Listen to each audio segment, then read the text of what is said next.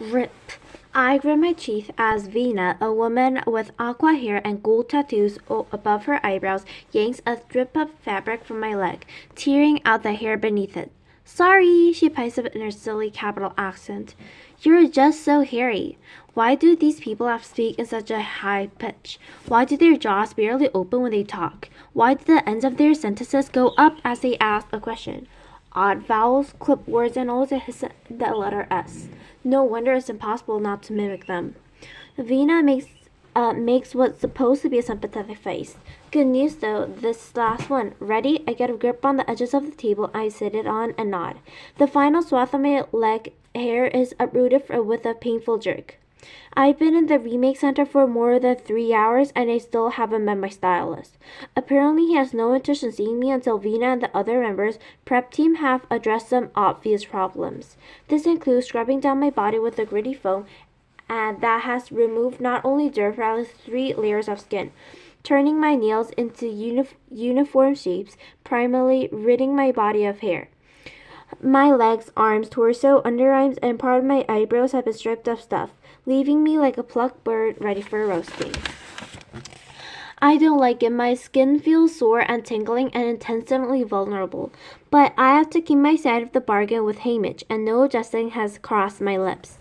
You're doing very well, says some guy from Flaridge. He gives an orange corkscrew locks a shake and applies a fresh coat of purple lipstick to his mouth.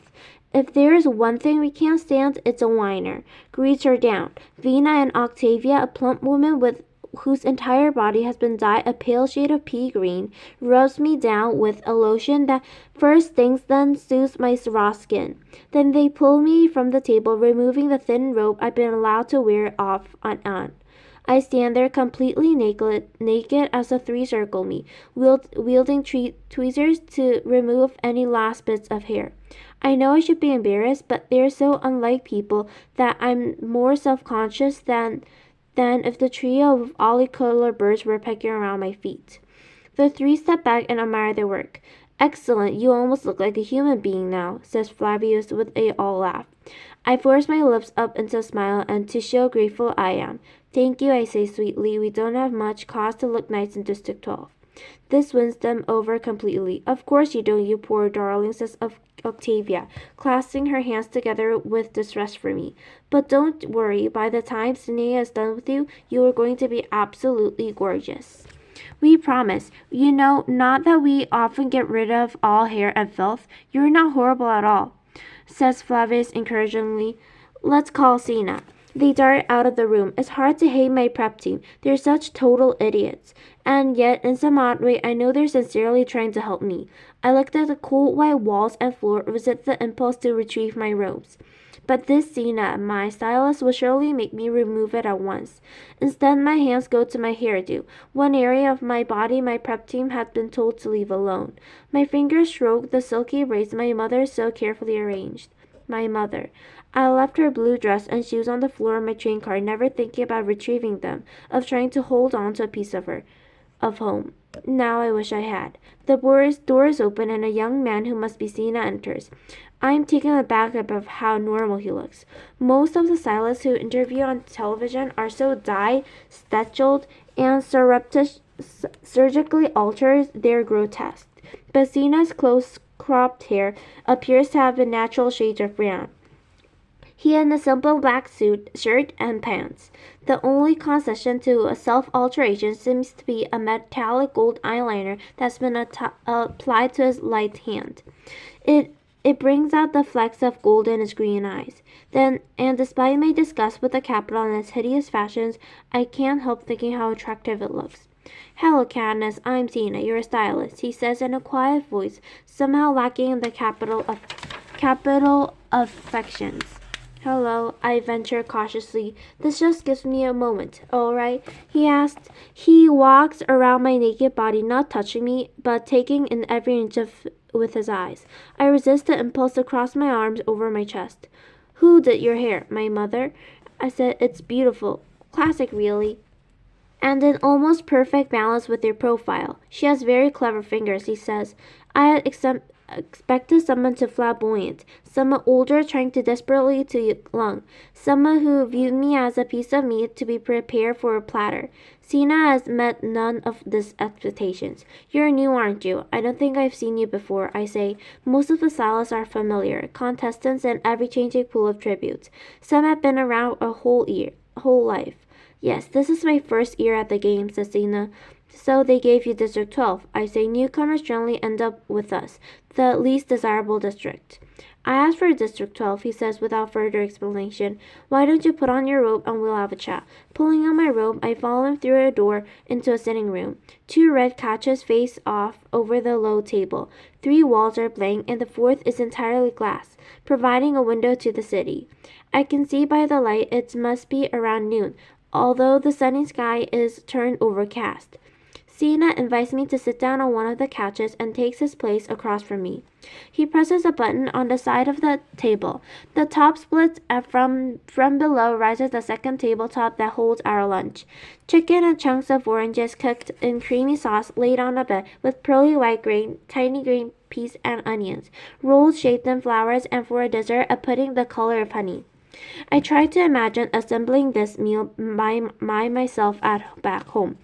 Chickens are too expensive, but I could make do with a wild turkey. I'll need to shoot a second turkey to trade for an orange. Goat's milk will have a substitute for cream. We can grow peas in the garden. I'll have to get wild onions from the woods. I don't recognize the green. Our own terrace ration cooks down to the unattractive brown mush. Fancy rolls will meet another tray from the baker, perhaps for 2 or 3 squirrels. As for the pudding, I can't even guess what's in it. Days of hunting and gathering for this one meal, and even then, it'll be a poor substitution for the capital version. What it must be like, I wonder, to live in a world where food appears at the press of a button. How would I spend the hours I could commit to combing the woods for a substance if it were so easily to come by? What do they do all day, these people at the Capitol, besides decorating their bodies and waiting around for a new shipment of tributes to roll in and die for their entertainment?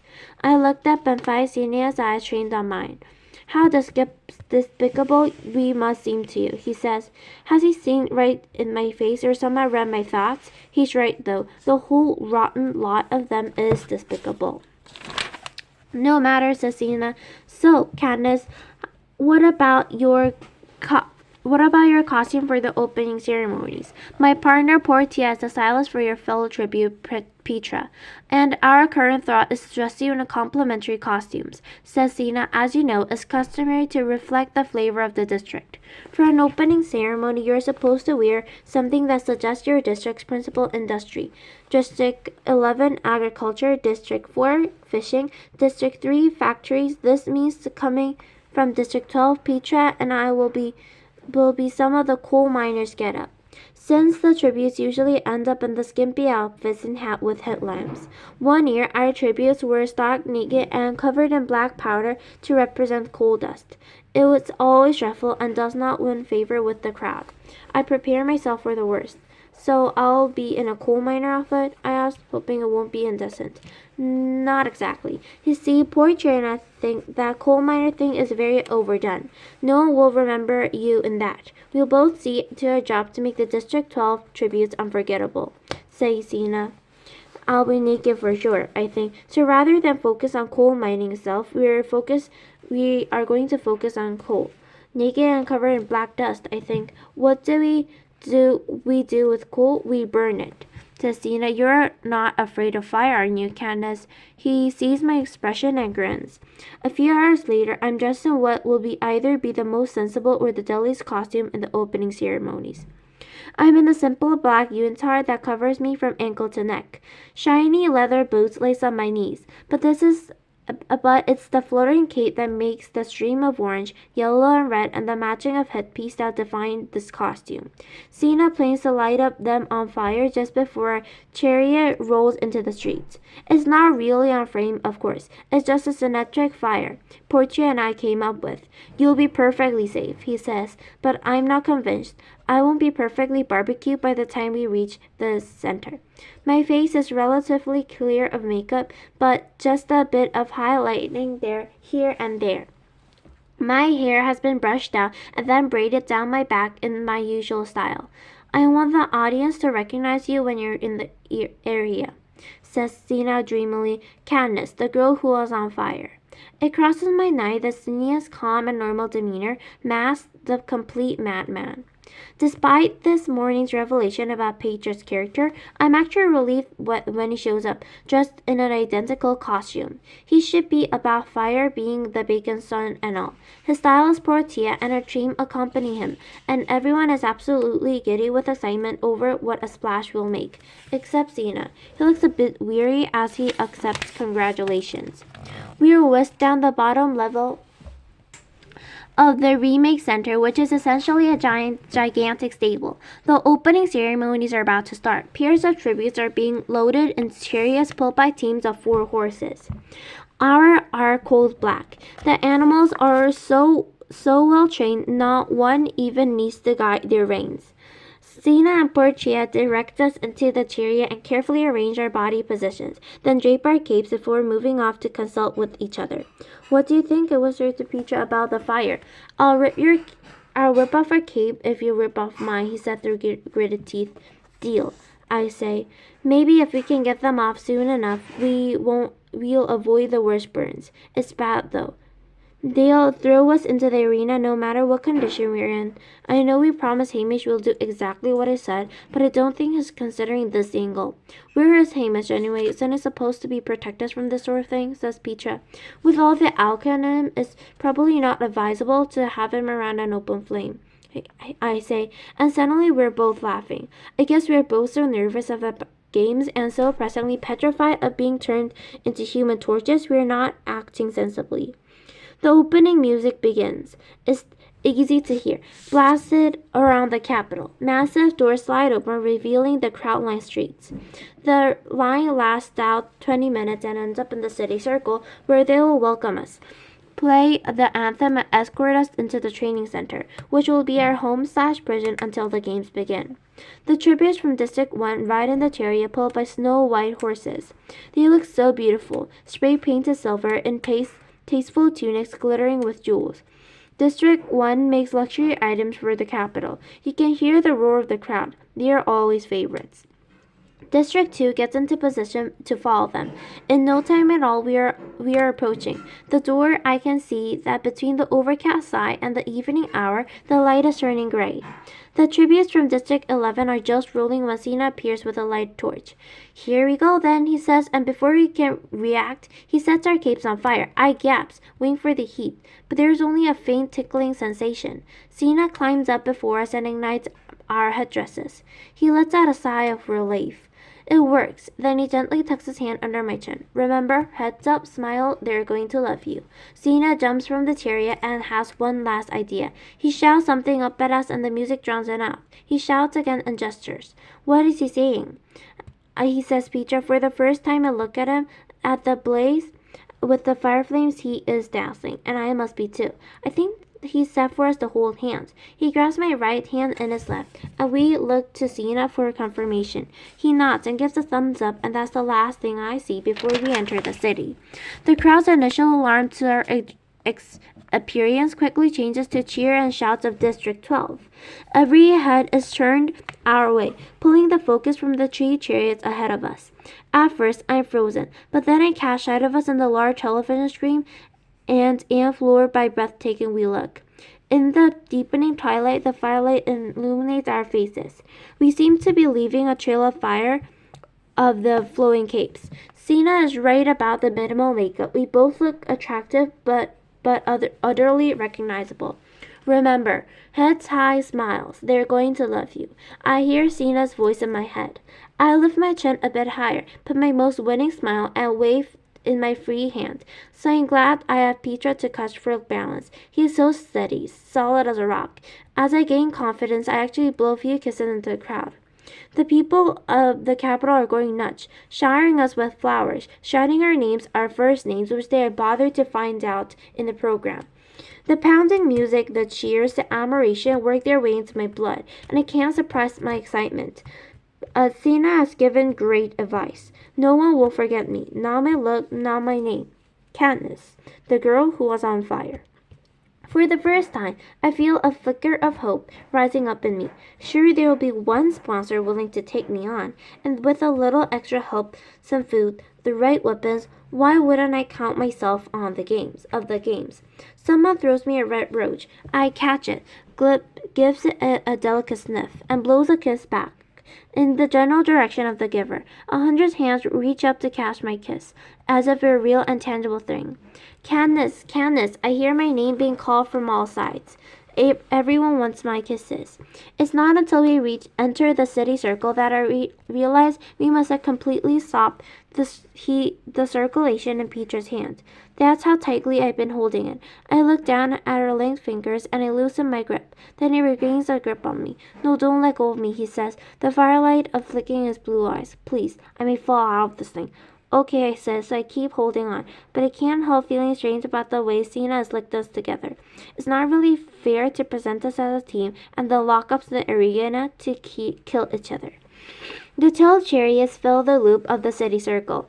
On the buildings that surround the circle, every window is packed with the most prestigious citizen of the capital. Our horses pull our chariot right up to the president's nose mansion, and we come to a halt. The music ends with a flourish. The president, a small, thin man with a paper white hair, gives the official welcome from the balcony above us.